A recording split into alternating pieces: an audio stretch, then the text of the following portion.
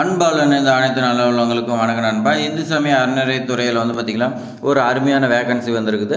இது அப்ளை பண்ணுறதுக்கு என்னென்ன குவாலிஃபிகேஷன் வேணும், சம்பளம் எல்லாமே பார்த்திங்கன்னா நம்ம இந்த வீடியோவில் பார்த்திங்கன்னா உங்களுக்கு கிளியராக எக்ஸ்பிளைன் பண்ணியிருப்பேன் நண்பா. அதேமாதிரி பார்த்திங்கன்னா பழனி முருகன் கோயிலில் ஜாப் வேகன்சி வந்துச்சு. அதுக்கு பார்த்திங்கன்னா இன்டர்வியூ ஏப்ரல் மேல் வரும். அதுக்கான இன்டர்வியூ கொஸ்டின்ஸ்லாம் பார்ட் ஒன் நம்ம சேனலில் வீடியோ வந்துட்டு இருக்குது. அதெல்லாம் மிஸ் பண்ணக்கூடாது. நம்ம சேனலில் பார்த்திங்கன்னா சப்ஸ்கிரைப் பண்ணி வீடியோ பாருங்கள் நண்பா. அப்போ தான் உங்களுக்கு இன்டர்வியூவில் பயனுள்ளதாக இருக்கும். நாம் இந்த வீடியோவில் பார்த்திங்கன்னா அருள்மிகு ஏகாம்பரேஸ்வரர் பார்த்திங்கன்னா திருக்கோயில் சென்னையில் அமர்ந்தங்கரையில் பார்த்திங்கன்னா அமைஞ்சிக்குது. இதில் தான் வேகன்சி கொடுத்துருக்காங்க. இதில் பார்த்திங்கன்னா ஃபஸ்ட் ஒன்று பார்த்திங்கன்னா பரிசாரகர்னு பார்த்திங்கன்னா பரிசாரகர் சுயம்பாக்கி சம்பளம் இதுக்கு பார்த்திங்கன்னா 13,200 41,800 வரைக்கும் உங்களுக்கு சம்பளம் இருக்குன்னு சொல்லியிருக்காங்க. இதுக்கு ஒரு வேகன்சி இருக்கிறதா சொல்லியிருக்காங்க நண்பா. அதே மாதிரி இதுக்கு எஜுகேஷன் குவாலிஃபிகேஷன் என்ன கொடுத்துருக்காங்கன்னா தமிழ் பார்த்திங்கன்னா உங்களுக்கு எழுதப்படி தெரிஞ்சிருக்குன்னு சொல்லியிருக்காங்க. அதே மாதிரி பார்த்திங்கன்னா கோயில் பழக்க வழக்கத்திற்கு ஏற்ப நைவேத்தியம் மற்றும் பிரசாதம் தயாரிக்க தெரிஞ்சிருக்க வேணும்னு சொல்லியிருக்காங்க. இப்போ ஒவ்வொரு கோயிலுக்கும் ஒவ்வொரு ரூல்ஸ் இருக்கும். அந்த மாதிரி பார்த்திங்கன்னா இந்த கோயிலுக்கு உங்களுக்கு பழக்க வழக்கம்லாம் நைவேத்தியம் அன்று பார்த்திங்கன்னா பிரசாதம் தயாரிக்கிறதுக்கு தெரிஞ்சுக்க சொல்லியிருக்காங்க. அதே மாதிரி பார்த்திங்கன்னா பூஜை மற்றும் சடங்குகளை நடத்துவதற்கான வழக்கமான நடைமுறை அறிந்திருக்க வேணும்னு சொல்லியிருக்காங்க. அந்த கோயிலில் பார்த்திங்கன்னா பூஜை எப்படி எப்படிலாம் பண்ணுவாங்க, நடைமுறைகள்லாம் என்னென்னு சொல்லி பார்த்திங்கன்னா உங்களுக்கு தெரிஞ்சிருந்தால் ஜாப் உங்களுக்கு எலிஜிபிள்னு சொல்லியிருக்காங்க. அலுவலக உதவியாளர் இந்த வேலையை பார்த்திங்கன்னா உங்களுக்கு சம்பளம்னு பார்த்திங்கன்னா 12,600 39,900 வரைக்கும் இருக்குன்னு சொல்லியிருக்காங்க நண்பா. வேகன்சி பார்த்திங்கன்னா ஒரு வேகன்சி இருக்குது. குறைந்தபட்சம் நீங்கள் இதுக்கு ஜாபுக்கு பார்த்திங்கன்னா 8வது படிச்சிருந்தாவே இந்த ஜாபுக்கு போதுமானதாக இருக்குது சொல்லியிருக்காங்க நண்பா. அடுத்து ஒன்று பார்த்திங்கன்னா இரவு காவலருக்கு பார்த்திங்கன்னா 11,600 36,800 வரைக்கும் இருக்குன்னு சொல்லியிருக்காங்க நண்பா. அடுத்து பார்த்திங்கன்னா இதுக்கு வேகன்சி உங்களுக்கு தமிழ் எழுதப்படி தெரிஞ்சிருந்தா ஓகேன்னு சொல்லியிருக்காங்க. வேகன்சி ஒரே ஒரு வேகன்சி கொடுத்துருக்காங்க நண்பா. நீங்கள் தமிழ் எழுதப்படி தெரிஞ்சிருந்தாவே மேக்ஸிமம் இந்த ஜாப் எல்லாமே நீங்கள் பார்த்திங்கன்னா அப்ளை பண்ணலாம். திருவழகு இந்த ஜாபுக்கு பார்த்திங்கன்னா உங்களுக்கு சம்பளம் 10,000 31,500 வரைக்கும் இருக்குன்னு சொல்லியிருக்காங்க நண்பா. இதுக்கு மொத்தம் பார்த்திங்கன்னா உங்களுக்கு 4 வேகன்சி இருக்குது. இதுக்கு நீங்கள் பார்த்திங்கன்னா தமிழ் எழுதப்படிக்க தெரிஞ்சிருந்தால் இந்த ஜாபுக்கு எலிஜிபிள் சொல்லியிருக்காங்க நண்பா. மேக்ஸிமம் எல்லா ஜாபுக்குமே பார்த்திங்கன்னா நீங்கள் தமிழ் எழுத படிக்க தெரிஞ்சிருந்தால் எல்லாத்துக்குமே போதும். ஒரே ஒரு ஜாபுக்கு மட்டும் பார்த்திங்கன்னா அலுவலக உதவியாளருக்கு மட்டும் 8வது படிச்சிருந்தா பாஸ்ன்னு சொல்லியிருந்தால் நீங்கள் பார்த்திங்கன்னா அப்ளை பண்ணலாம் சொல்லியிருக்காங்க நண்பா. இந்த விண்ணப்பம் பார்த்திங்கன்னா 5/2/2025 7/3/2025 வரை பார்த்திங்கன்னா எப்போ வேணாலும் அப்ளை பண்ணலாம்னு சொல்லியிருக்காங்க நண்பா. நீங்கள் பார்த்திங்கன்னா பூர்த்தி செய்யப்பட்ட விண்ணப்பங்களை பார்த்திங்கன்னா கோயில் அலுவலகத்தில் நீங்கள் 7/3/2025 மாலை 5 மணி சமர்ப்பிக்கணும்னு சொல்லியிருக்காங்க. இதில் ஏதாவது திருத்த மாற்றம் இருந்துச்சுன்னா நீங்கள் பார்த்திங்கன்னா துறையின் இணையதள முகவரிகள் மட்டுமே வெளியிடப்படும்னு சொல்லியிருக்காங்க. ஏதாவது பார்த்திங்கன்னா சேஞ்சஸ் இருந்துச்சுன்னா அவங்களுடைய வெப்சைட்டில் பார்த்திங்கன்னா ஷோ பண்ணுறதா சொல்லியிருக்காங்க நண்பா. இந்த ஜாப் அப்ளை பண்ணுறதுக்கு பார்த்திங்கன்னா ஒரு சில நிபந்தனைகள்லாம் கொடுத்துருக்காங்க. அதெல்லாம் நம்ம செக் பண்ணலாம். விண்ணப்பதாரர் பார்த்திங்கன்னா 1/7/2024 பார்த்திங்கன்னா அன்று 18லேருந்து 45 வயசுக்குள்ளே இருக்குன்னு சொல்லியிருக்காங்க. மேக்ஸிமம் எல்லா கோயிலும் பார்த்திங்கன்னா ஒரே இது தான். ஆனால் பார்த்திங்கன்னா ஒரு சில சேஞ்சஸ் மட்டும் இருக்கும். அது மட்டும் நம்ம பார்த்துடலாம். இந்த ஜாபுக்கு பார்த்திங்கன்னா உங்களுக்கு ஏஜ் லிமிட் 18லேருந்து 45 வயசுக்குள்ளே இருக்குன்னு சொல்லியிருக்காங்க நண்பா. அடுத்து பார்த்திங்கன்னா நீங்கள் இந்து மதத்தை சார்ந்தவராக கடவுள் நம்பிக்கை இருக்குன்னு சொல்லியிருக்காங்க நண்பா. நீங்கள் பார்த்திங்கன்னா இந்து மதம் தமிழ்நாட்டில் இருக்கணும். அதே மாதிரி பார்த்திங்கன்னா இறை நம்பிக்கை இருக்குன்னு சொல்லியிருக்காங்க. கடவுள் நம்பிக்கை இருந்தால் மட்டும்தான் அந்த ஜாப் எலிஜிபிள்னு சொல்லியிருக்காங்க.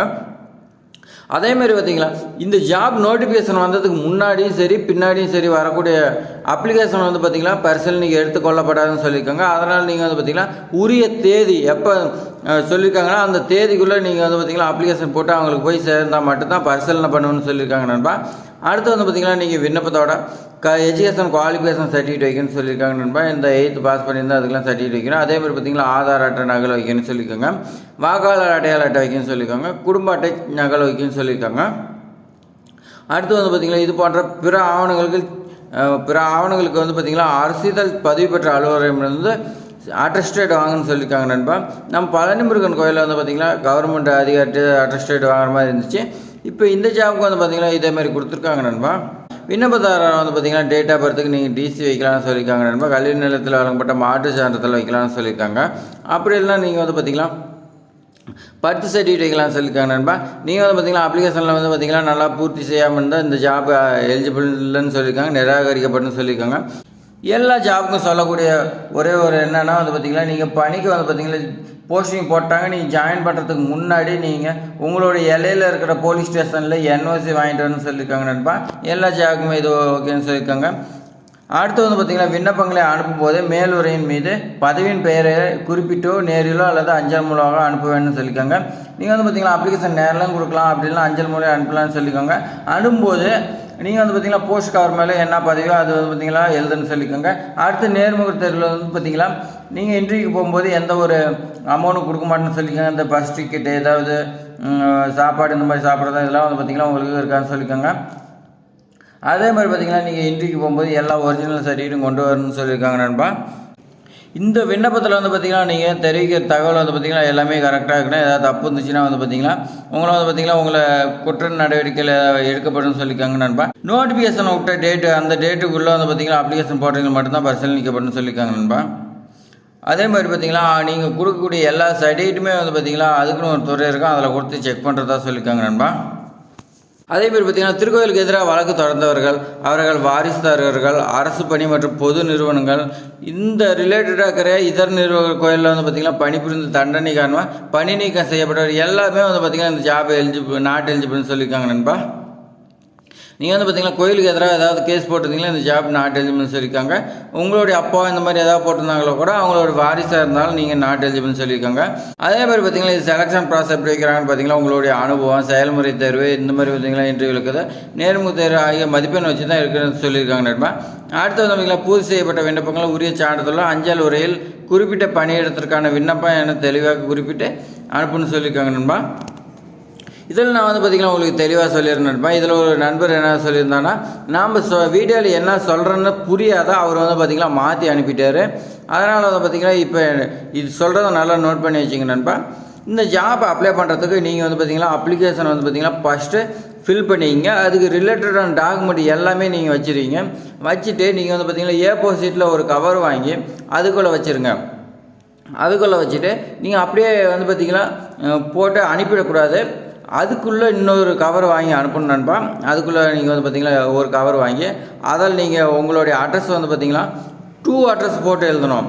அவங்க வந்து பார்த்திங்கன்னா உங்களுக்கு இன்டர்வியூ ரிட்டன் கால் லெட்டர் அனுப்பும்போது உங்களுக்கு அவங்களுடைய அட்ரஸ் எழுதி அனுப்புவாங்க. அதனால் உங்களுக்கு பார்த்திங்கன்னா 2 அட்ரஸ் வந்து பார்த்திங்கன்னா உங்களுக்கு போட்டிருக்கணும் நண்பா. 2 அட்ரஸ் போட்டு அதுக்கு மேலே வந்து பார்த்திங்கன்னா 35 ரூபா ஸ்டாம்பு வந்து பார்த்திங்கன்னா அந்த கவரில் ஒட்டணும். A4 ஷீட்டு கவரில் ஒட்டக்கூடாது. உள்ள சின்ன கவராக மடிக்கு போடுறோம்ல அந்த கவரில் தான் ஒட்டணும் நண்பா, இந்த 2 ரூபா கவரில். அதனால் நல்லா நோட் பண்ணிங்க நண்பா. ஏன்னா ஒரு சில நண்பர்கள்லாம் என்ன சொன்னாங்கன்னா A4 ஷீட்டில் ஒட்டி அனுப்பிட்டுன்னு சொன்னாங்க. அப்படி ஒட்டி அனுப்பும்போது இந்த ஜாப் வந்து பார்த்திங்கன்னா உங்களுடைய அப்ளிகேஷன் ரிஜெக்ட் ஆகிறதுக்கு வாய்ப்பு இருக்குது. அதனால் நீங்கள் வந்து பார்த்திங்கன்னா உள்ளே வைக்கக்கூடிய 2 ரூபாயோ 5 ரூபாயோ அந்த கவரில் வந்து பார்த்திங்கன்னா மடிக்கு போடும் அந்த கவரில் வச்சு நீங்கள் ஸ்டாம்ப் போட்டணும் நண்பா. இதுக்கு தான் நான் இத்தனை டைம் சொல்லிட்டுக்கிறேன். நல்லா வந்து பார்த்திங்கன்னா வீடியோ வந்து பார்த்திங்கன்னா புரிஞ்சதுக்கு அப்புறமேட்டுக்கு அப்ளை பண்ணுங்க நண்பா. இல்லை கமெண்ட்டில் சொல்லுங்கள், நான் வந்து பார்த்திங்கன்னா உங்களுக்கு எக்ஸ்பிளைன் பண்ணுறேன் நண்பா. இந்த போஸ்ட் மூலிமா வந்து பார்த்திங்கன்னா நீங்கள் அனுப்புறதுக்கு எந்த அட்ரஸுக்கு அனுப்பணும்னா செயல் அலுவலர் அருள்மிகு ஏகாம்பரேஸ்வரர் திருக்கோயில் அமர்ந்தங்கரை சென்னைன்னு பார்த்திங்கன்னா இந்த அட்ரஸுக்கு நீங்கள் அனுப்பணும்னு சொல்லியிருக்காங்க. நீங்கள் அப்ளிகேஷன் வந்து பார்த்திங்கன்னா 7/3/2025 மாலை 5:45 வந்து பார்த்திங்கன்னா அப்ளிகேஷன் அவங்களுக்கு வந்து பார்த்திங்கன்னா போய் சேரணும்னு சொல்லியிருக்காங்க நண்பா. அப்ளை பண்ணுறதுக்கு நாள் இல்லை, அதனால் உடனே அப்ளை பண்ணுங்க நண்பா. அவ்வளோதான் நண்பா. உங்களுக்கு அப்ளிகேஷன் வந்து பார்த்திங்கன்னா அப்ளை பண்ண தெரியலனா வந்து பார்த்திங்கன்னா நான் வந்து பார்த்திங்கன்னா இன்னொரு வீடியோ மேக் பண்ணி போடுறேன். இந்த வீடியோ வந்து பார்த்திங்கன்னா ரொம்ப லென்த்தாக போயிடுச்சு. அடுத்த வீடியோ வந்து பார்த்திங்கன்னா உங்களுக்கு அப்ளிகேஷன் எப்படி ஃபில் பண்ணால் எல்லாமே வந்து பார்த்திங்கன்னா வீடியோவில் சொல்லியிருப்பேன். நீங்கள் நம்ம சேனலை சப்ஸ்கிரைப் பண்ணலாம், சப்ஸ்கிரைப் பண்ணுவீங்க நண்பா. உங்களுக்கு நோட்டிஃபிகேஷன் வரும். இது மாதிரி பயனுள்ள தகவல் வந்து பார்த்திங்கன்னா நம்ம சேனல் தொடர்ந்து வந்துகிட்டே இருக்கு நண்பா. அதர் சேனலில் வருதா இல்லையா நம்ம சேனலில் தொடர்ந்து வந்துகிட்டே இருக்கோம். அதெல்லாம் மிஸ் பண்ண சப்ஸ்கிரைப் பண்ணுவீங்க நண்பா. இந்த வீடியோ பிடிச்சிருந்தா உங்கள் ஃப்ரெண்ட்ஸுக்கு எல்லாத்துக்குமே ஷேர் பண்ணி விடுங்க நண்பா. ஏதாவது டவுட்னா கமெண்ட் பண்ணுங்க நண்பா, லைக் பண்ணுங்க நண்பா. Thanks for watching.